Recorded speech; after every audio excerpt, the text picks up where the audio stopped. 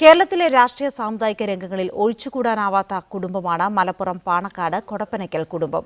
മലബാറിലെ മുസ്ലിം സാമുദായിക നേതൃത്വത്തിനൊപ്പം മുസ്ലിം ലീഗ് രാഷ്ട്രീയ നേതൃത്വവും ഈ കുടുംബത്തിനാണ്. 250 വർഷങ്ങൾക്ക് മുമ്പാണ് യമനിലെ ഹലറമൗത്തിൽ നിന്ന് പാണക്കാട് സയ്യിദ് കുടുംബത്തിലെ ആദ്യ തലമുറ ഷിഹാബുദ്ദീൻ ബാ അലവി കേരളത്തിലെത്തുന്നത്. കണ്ണൂരിലെ വളപട്ടണത്തെത്തിയ അവർ കോഴിക്കോട്ടേക്കും അവിടെ നിന്ന് മലപ്പുറത്തേക്കും ആശാകേന്ദ്രമായി പടരുകയായിരുന്നു. ഇന്നുവരെ മലപ്പുറത്തെയും കേരളത്തിലെയും ആത്മീയ സാമൂഹ്യ രാഷ്ട്രീയ മണ്ഡലങ്ങളിൽ കൊടപ്പനക്കൽ തറവാട് ഇഴചേർന്നു നിന്നു.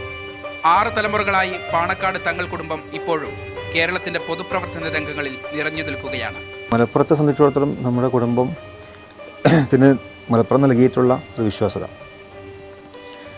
ആ വിശ്വാസത ഞങ്ങൾ ഒരു വലിയ ഉത്തരവാദിത്തമായി കാണുകയാണ്.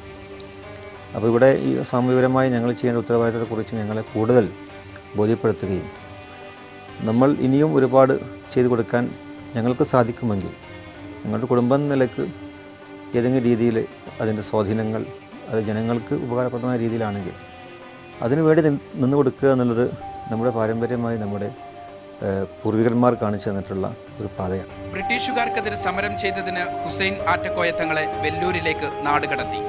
പിന്നീട് കുഞ്ഞിസീതിക്കോയത്തങ്ങളും പൂക്കോയത്തങ്ങളും പാണക്കാട് മുഹമ്മദ് അലി ശിഹാബ് തങ്ങളും ജാതിമത ഭേദമന്യേ ജനങ്ങളുടെ അഭയകേന്ദ്രമായി നിലകൊണ്ടു.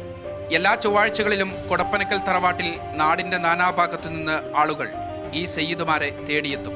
മുസ്ലിം ലീഗ് രാഷ്ട്രീയത്തിന് എക്കാലത്തും മാതൃകാപരമായ നേതൃത്വം പാണക്കാട് തങ്ങൾമാരാണ്. ആ നേതൃപാരമ്പര്യം ഇപ്പോൾ ഹൈദരലി ശിഹാബ് തങ്ങളിൽ എത്തി നിൽക്കുന്നു. ബിബി തടത്തിലിനൊപ്പം അഹമ്മദ് മുജ്തബ, മീഡിയ 1, മലപ്പുറം.